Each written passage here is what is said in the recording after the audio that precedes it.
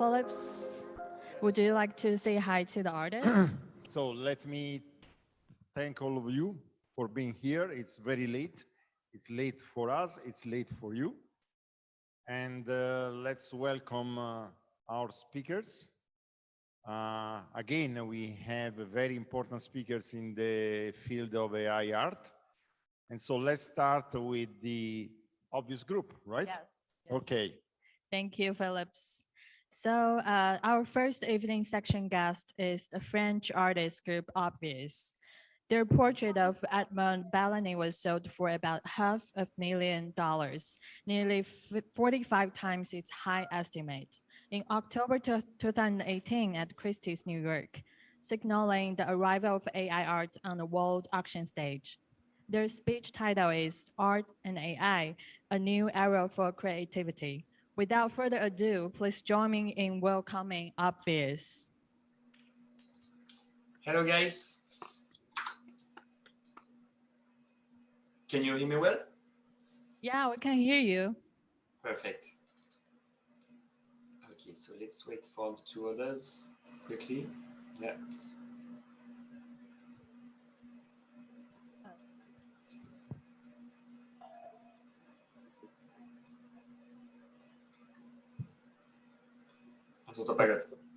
Yeah.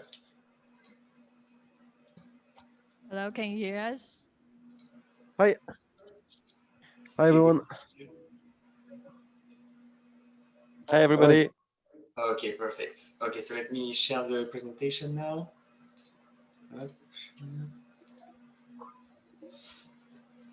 Can you see my screen? Okay, I think it's on the screen in the physical room.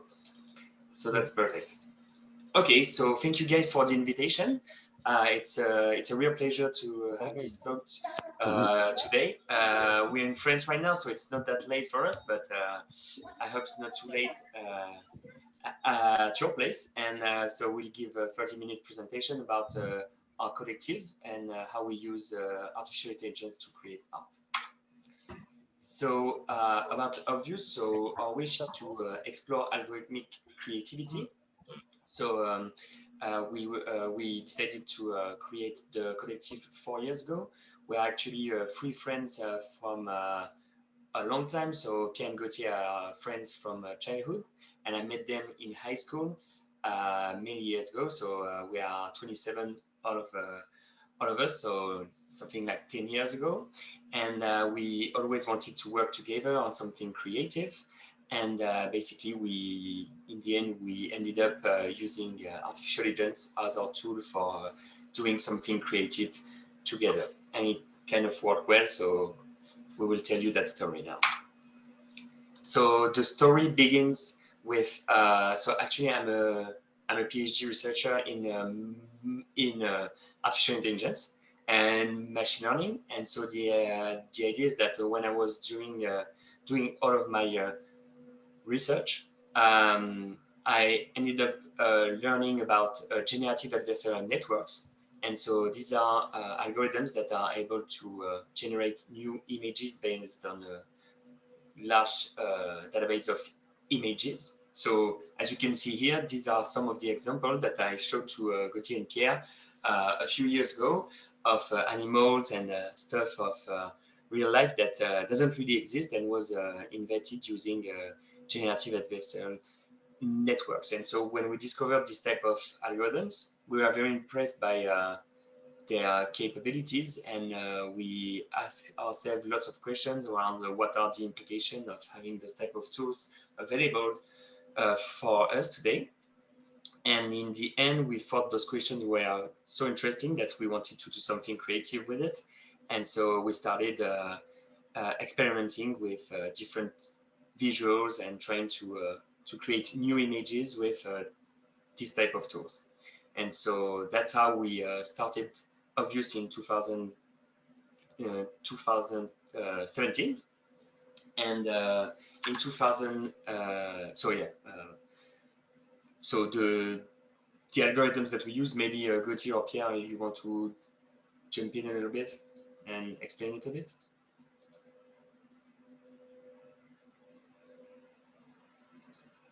Or yeah.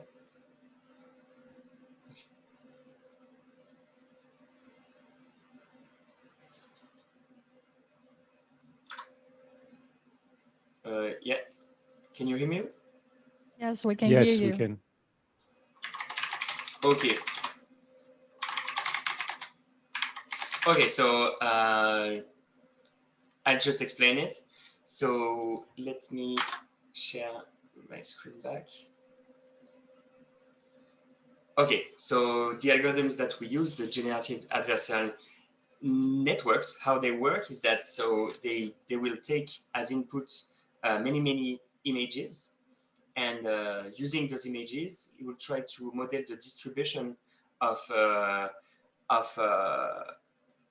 it will try to model the distribution of the images and try to interpolate all of the images and be able to create novel images from this distribution. So let's say if we train it on a database of classical portraits, it will eventually be able to create new classical portraits. And so it's the learning process of the generative adversarial networks is kind of like having a student and a teacher in art school, and having a teacher trying to challenge the student into creating a novel classical portrait. And so the idea is that the student is going to improve itself and try to create new classical portraits. And the idea is that it will eventually get as good as the teacher is not going to be able to make a difference between real classical portraits and the ones made by the students. So that's basically a competing mechanisms that is used in the algorithm that we mostly use. Okay, let me check if Pierre and Gauthier can jump in now.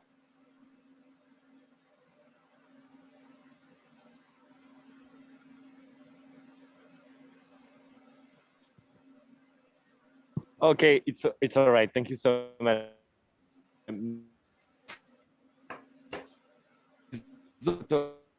We decided to explore this artistic creation.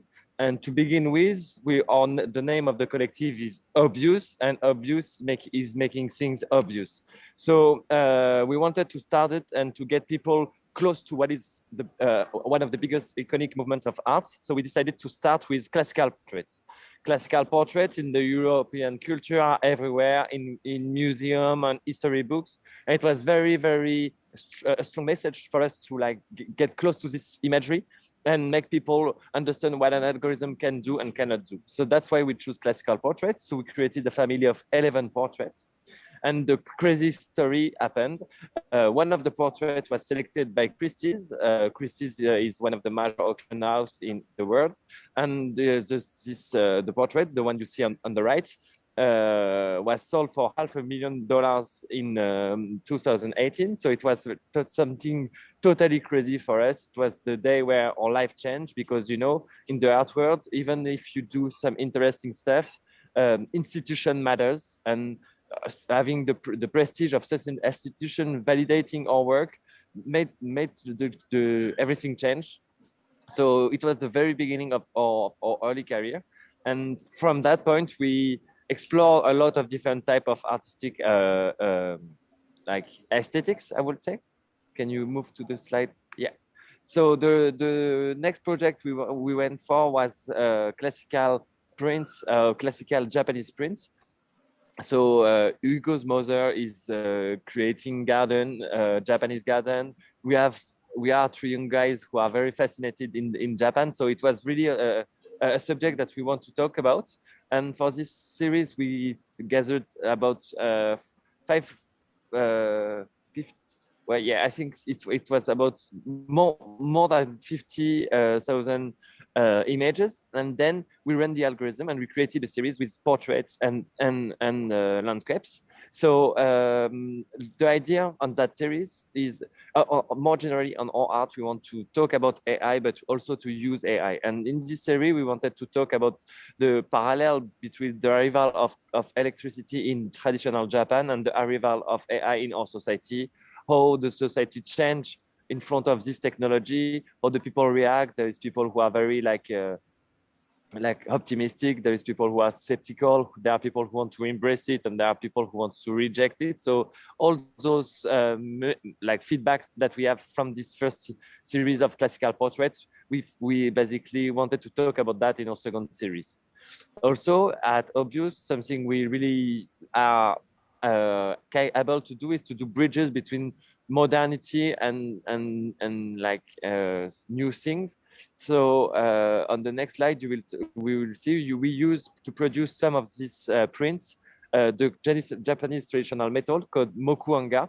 So Mokkuonga is the way people created prints in Japan for decades and even maybe centuries, and that's how they create that. So basically, what you use is you print you carve wooden blocks, and then you create with I don't know the proper English word, but with a lithographic way of creating. You putting a lot of different paint in everywhere. Then you carve the blocks, and in the end, you have the final results in the bottom right corner. So what we want at Obvious is to do the bridges between traditional and new, and to like use the traditional method to produce the images that we love. To continue, can you move to the? If you want, yeah. Yeah, okay, continue, please do. Yeah, okay. So these are the two of our first main series that we did. So that was back in 2018 and 2019. And we were also busy in 2020 and 2021. So our latest artistic work were a collaboration on parietal art. So parietal art is caveman art. So the very first form of art that we have in our story as a species. And so we wanted to take the aesthetics of parietal art and combine it using AI with the aesthetic of street art using collaboration with famous street artists of today. So the idea is that we can use style transfer algorithms, which are a type of algorithm that can transpose style imagery onto other images. And we wanted to use it in order to combine parietal art and street art, because street art is made to be on walls as parietal art as well. And so we wanted to fuse them all using the latest technology. And it's also a gap between what's really, really ancient and what's really, really new. And so we did the first series of print with street artist Rose in the end of 2020. And it went very well because it was sold out in a few days. And then we did a second collaboration with Bon Toulouse, another street artist, a very talented one. And we were able to issue the Parietal Burner 2, which is currently out. And so that was one of the series. Another series was on African masks. So we decided to take the subject of African mask because we think it's very, very iconic, and it's very iconic in France as well. It's part of our culture, I guess. And the idea is that we wanted to work with a proper crafting workshop of Africa in order to create the mask for real. So the idea was that for us, we would generate novel imagery of African masks and work with an artist in Africa in order to work with him as a collaboration to have real masks created with the proper traditional way. And so we ended up working with Abdulaziz, who is an artist in Ghana, and he's specialized in African mask, and he was able to do this collaboration with us, where we handed out images, and he was able to do the real mask, as you can see on the screen right now. Another collaboration that we did this time in 2021 is a collaboration with an aerial photographer called a Russian one called Stas Bartnikas.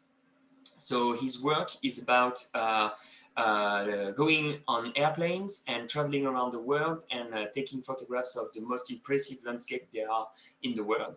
And so his work is very, very stunning, and he's been awarded many awards at National Geographic, for instance, and many famous awards like this. So he's a very talented artist, and he reached out to us and said, okay, I have so many pictures of incredible landscapes, and I'm really interested in AI.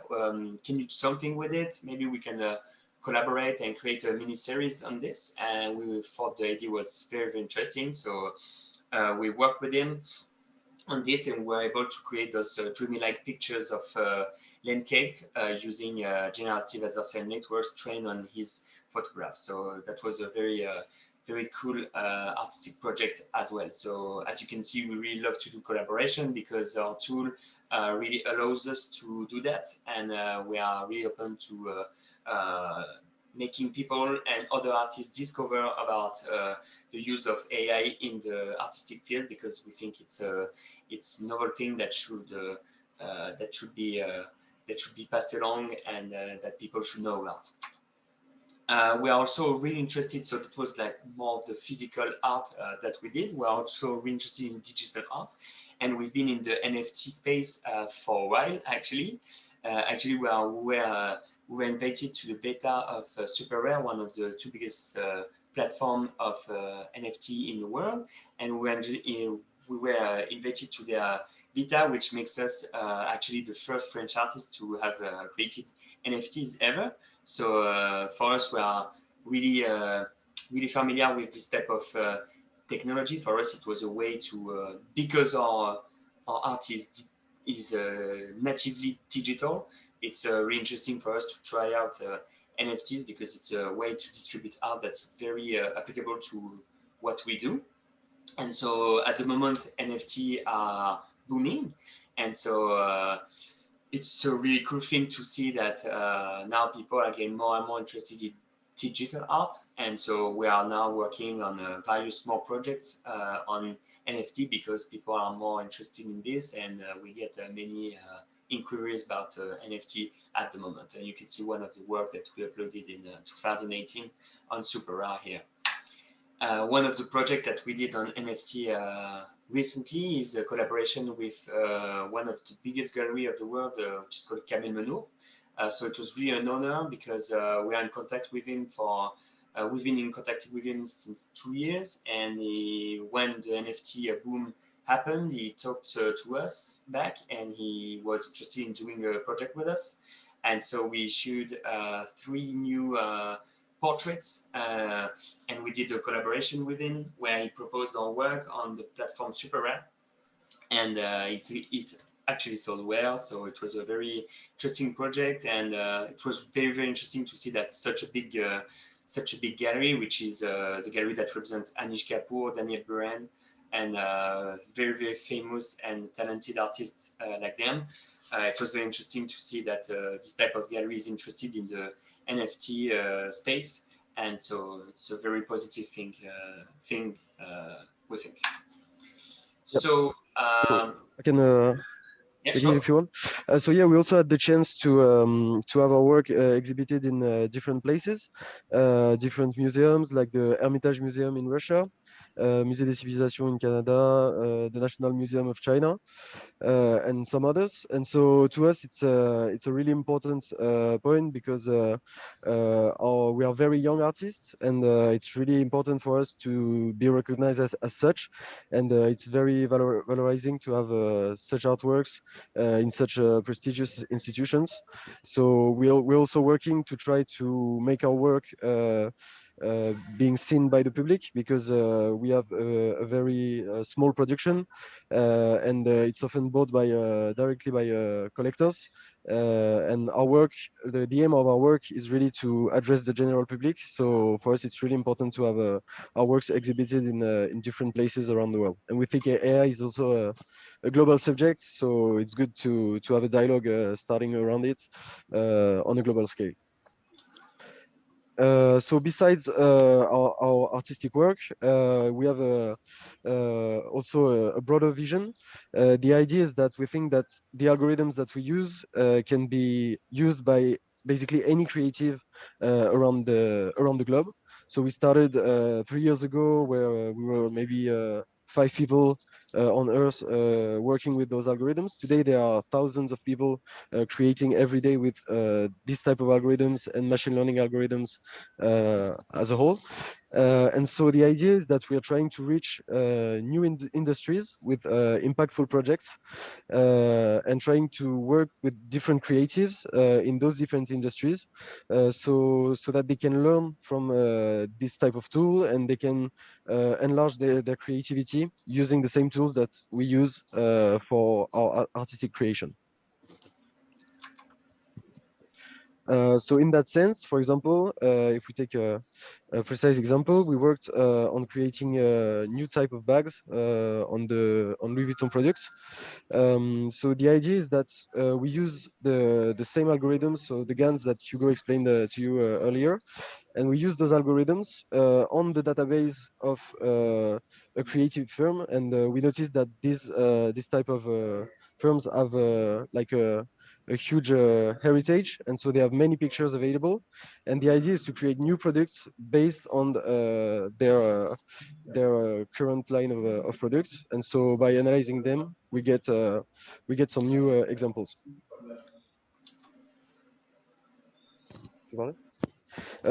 So one other type of tool that we use is style transfer. So we used it, as Hugo described, on the parietal burner series. So the idea is that you take an image and you can impregnate the style of another image to this image. So as you can see on the example in the screen.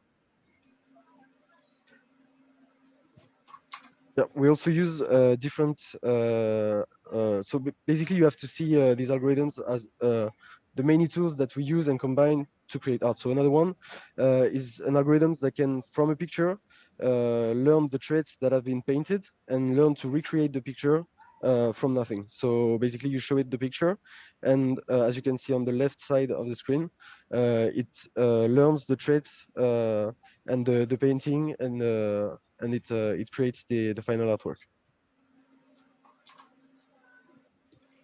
We also work with combining those algorithms. So, for example, you can use style transfer on video and create a new type of animation, style transfer animations. So these are like a few of our tools, and every day new tools are being developed in the machine learning world. And really, our work is to take those tools and to find creative applications for them. So, for example, today we are talking especially about image, but there are also text generation algorithms that are really impressive and that are being used, starting to be used, and that we aim at using in the future. Also, algorithms that allow the creation of an image from a text. So we have like really exciting innovations and in our hands, and our work is really to display it to the world through art. Okay, you want me? Yeah. Okay, so as Gauthier said, the idea is really to try to push the creativity further in many different creative industries. And so for that, we work with different type of institutions or brands in order to implement those novel ideas into products or experiences. So for instance, we work with Nike, and we created a unique colorway for a limited edition of a Nike model. That was a very interesting project. I will talk about it a bit more later. We also work with the LVMH group as a whole, because we are part of the program in their so they created a program for creatives in which we are part of. And so basically we are able to be in contact with different brands of the group and try to see if we can create novel products or novel content creation using AI for those type of luxury goods or gourmet stuff like Moet Hennessy and things like this. And also we are very interested recently in gastronomy, because we found out that we could also do something creative in the food industry, because actually chefs are usually struggling to have novel ideas for designs of their plates.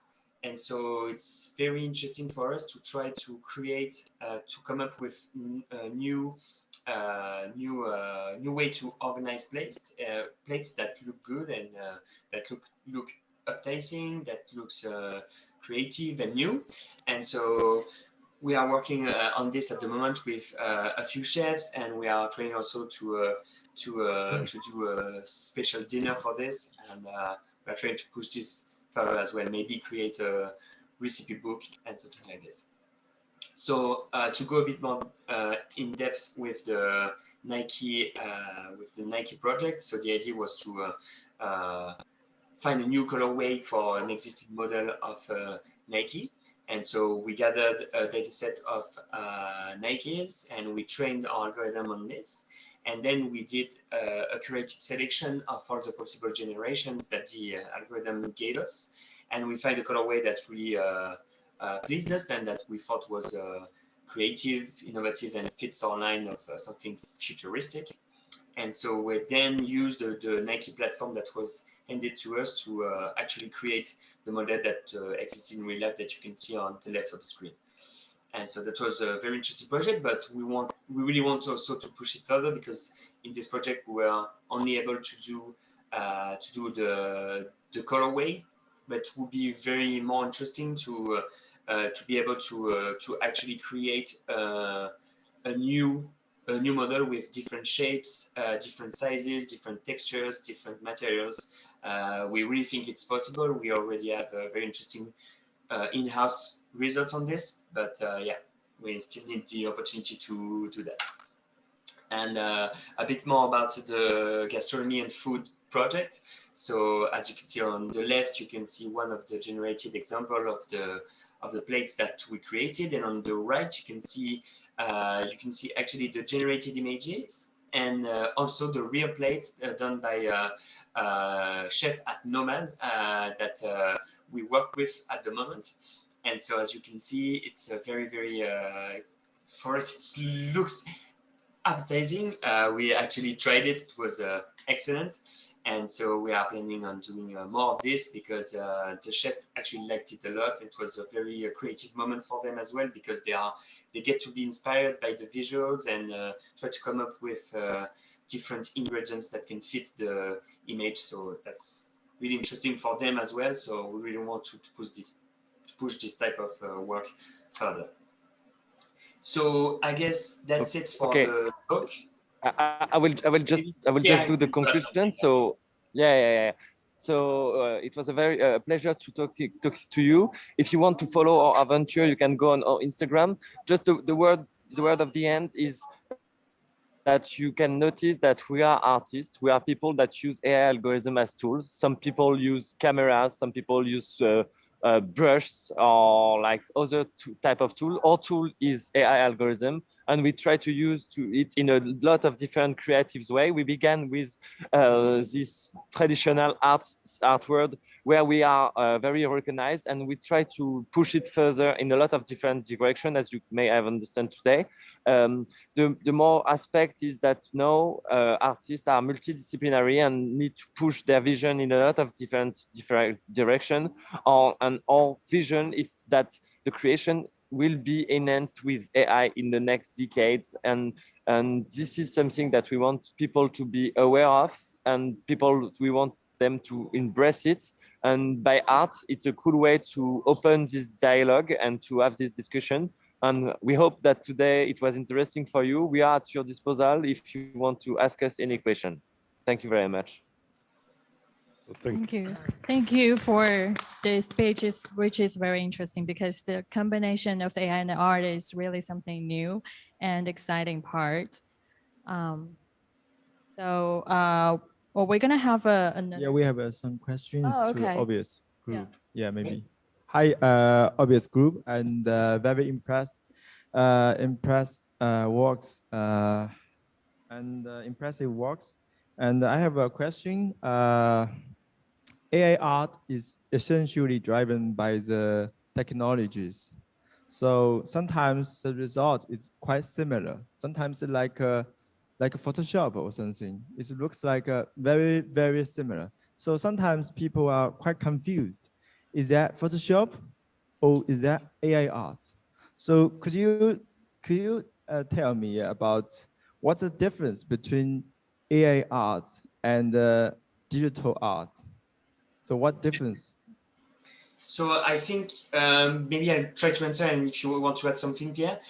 So I think it's safe to say that AI art is included in the digital art space, because it's one of the techniques that can be used digitally to create novel images. But I think what's interesting with AI art at the moment and with the specific tools that we presented is that they all create a type of visual aesthetics that are really unique and that you cannot really that are really hard to create and not natural to create with other type of tools like Photoshop, for instance. So many times you will directly recognize something that's been done with GANs or style transfer directly, because you recognize the aesthetics of the type of algorithms that was used. And so I think that's how AI is a bit different from other type of digital tools that can be used to create visuals. Maybe you want to add something, Pierre? Yeah. So how much potential does the AI art will be? How much potential in the future AI art will be? So I think the potential is huge, because for the moment, the type of tools that we are using are pretty hard to use, because you need to know about coding and you need to know different stuff in order to use it. So they are a bit hard to use and not really accessible to everyone. And so we think that in the future, those type of tools could be integrated into really easy software like Photoshop. And you also have like people doing this at the moment. So for instance, there is a software called Runway Machine Learning that is open and that you can use, and that allows you to easily use the type of tool that that we use. And so we think that as this integration and this accessibility gets further in the next few years, we think that the impact would be bigger and bigger. So we'll see what happens, but as they get more accessible, I think it's going to be more and more important in the creative industry. But for me, I think the future of AI art depends of the artists and from the movement, you know, because AI art is kind of a movement. There is a lot of different artists doing a lot of different things. And if people try to, are doing interesting stuff with this tool and push further the boundaries of what is art and ask very interesting questions, then you can have a very bright future for the AI arts. If it's only something that is like not really it's not just about technology, you know. Technology is very important, but what's more important is how people use it and exploit it and do something interesting with that. And I think the core of the future of this movement is not in what will be the next algorithm. It will be on what's interesting people gonna do with it, and this is something which matters. Yeah, and one last thing maybe on the subject is that the particularity of AI art is that it has kind of another component, something maybe more profound, because as you can see, when we create a series with this type of tool, we aim at talking about this type of tool, and it's really like a deeper subject, and it's not only visual, it's kind of conceptual, because it has like this other dimension. When you can see that this work, for example, the first portraits have been created using AI, it's really different from something that comes up out of someone's mind. You know, it's a collaboration between humans and a machine, and it's kind of the first steps of creativity of a machine. And so by pushing this forward, we think that we can also have like a deeper interest in the subject rather than just a visual one. Yeah, I have one question which may appear to be a little bit rhetorical at this point, and it concerns the concept of surprise, the unexpected. And yeah, so far, we've been seeing all the unexpected occurring at the level of technology. Like people cannot explain how that happened. In your case, though, we have a different unexpected, what has to do with the selling of the painting, the unexpected price that it was sold for.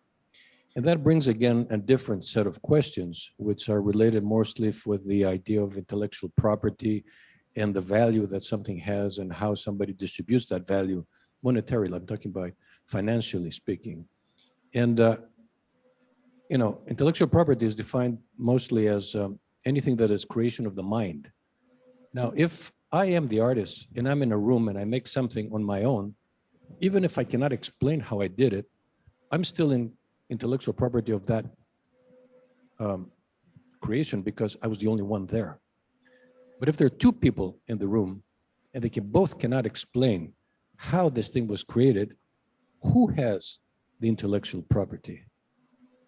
Again, it's a rhetorical question, but Yeah, if okay. you can give us some feedback, it would be very good because you have a first set of experience with this project. Yeah. Questions. So I get where you are coming from, because I think it's a very interesting philosophical question. In our case, it's how we would answer it very concretely would be that we aim at creating visuals, the three of us. And so basically we use those algorithms, and we have very much control over this type of algorithms and what they will create as images, because we tend to because we are able to select the subject on which we want the algorithm to create images on. We curate the final visual as well, and then we also do the physical creation of the artwork. So we have very much control over the whole artistic process. And so in the end, for us, it's pretty obvious to say that as the three of us, we are the artists and we own the intellectual property of what we just created and what we just created from A to Z.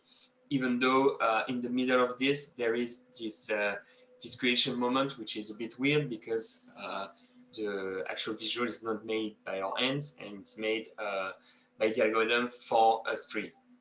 But I would say that for the moment, the algorithms are not autonomous enough so that this question is really relevant, but it might be relevant someday. And so I think that's where it will get very, very interesting, as Gauthier said, is when those algorithms are going to be more autonomous and more creative on their own.